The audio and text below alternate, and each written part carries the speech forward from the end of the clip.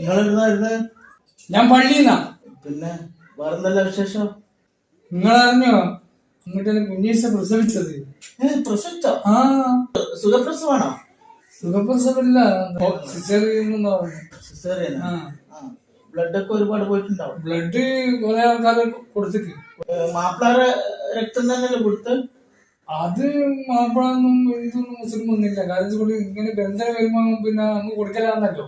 അതിനകത്തൊരു ഹിന്ദുവും മുസ്ലിമും ഇല്ല ഇപ്പൊ. ജാതിവാദം ഇല്ലാതെ നമ്മളുടെ മനുഷ്യരല്ലേ. പിന്നെന്ത് ജാതിവാദം നമുക്ക്? ഇതാണ് മനുഷ്യന്മാരുടെ അവസ്ഥ.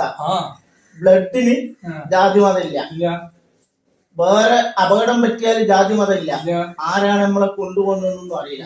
നമ്മൾക്കും വീണാൽ ആരാ എടുക്കാന്ന് പറയാൻ പറ്റൂല. എന്നാല് ഒരു നടേശൻ, വള്ളാപ്പള്ളി നടേശൻ എന്ന് പറഞ്ഞൊരു ചങ്ങാതി ഓനോടൊരു ചോദ്യം ചോദിച്ചപ്പോ ഓനക്ക് ഉത്തരം മുട്ടി. ചോദ്യം ചോദിച്ച ആളെ പേര് മുസ്ലിമാണ്. അപ്പോ ഈ മുസ്ലിം തീവ്രവാദിയായി.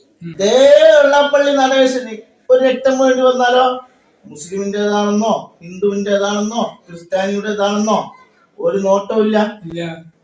മൂപ്പര് രക്തം സ്വീകരിക്കും. അപ്പൊ ഒരു മുസ്ലിമിന്റെ രക്തമാണ് കൊടുക്കുന്നെങ്കിൽ തീവ്രവാദിയുടെ രക്തം എനിക്ക് വേണ്ടാന്ന് പറഞ്ഞിട്ട് വെള്ളാപ്പള്ളി നടേശൻ മരിക്കാൻ തയ്യാറാവുക? നമ്മൾ സമ്മതിക്കൂല.